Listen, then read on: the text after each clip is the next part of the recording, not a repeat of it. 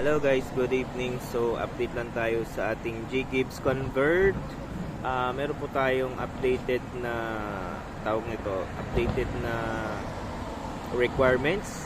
So instead of screenshot yung GCash name at saka screenshot yung GCash G-Gibbs offer, ginagawa po ngayon ng merchant, stricto po sila ngayon. Ginagawa po, screen record nyo po yung GCash name papunta po sa G-Gibbs dashboard. So yun po yung updated natin. At saka pag nag video call po, kailangan po nakahawak po yung ID natin para pag screenshot po ay makuha po natin siya.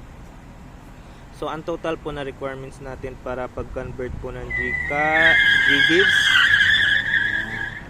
G-Gibbs ay selfie with ID, valid ID po, picture niya.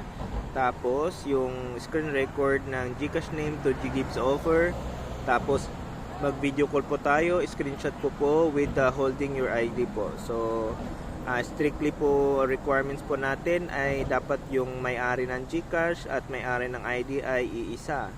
At dapat po ay siya lang po yung makipag-transact sa atin.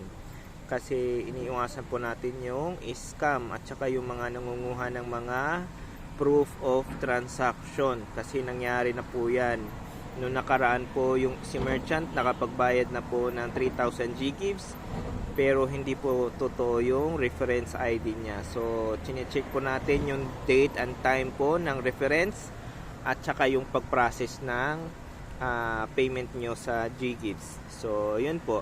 At saka yung mga nagtatanong po kung legit po ba o hindi, check nyo na lang po yung wall natin. Kasi kahit yung scammer, pag tinanong nyo po kung legit ba o hindi, legit po sila din. So ganon. So hindi na natin kailangan tanungin yan, legit pa o hindi.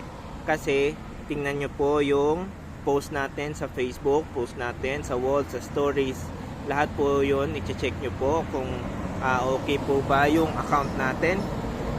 At saka personal account po natin yung Facebook na ginamit natin, and matagal na po yung Facebook na yan.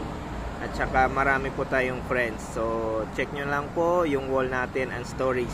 Check nyo po, malalaman nyo po din yung scammer, yung videos niya ay wala masyado.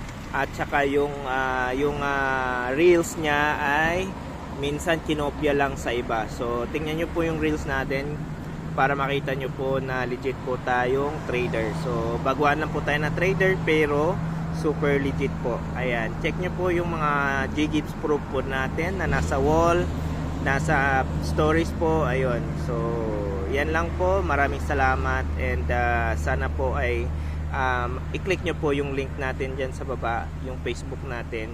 Diretso na po kayo, wag na po kayo mag-comment dito. Maraming salamat po. God bless.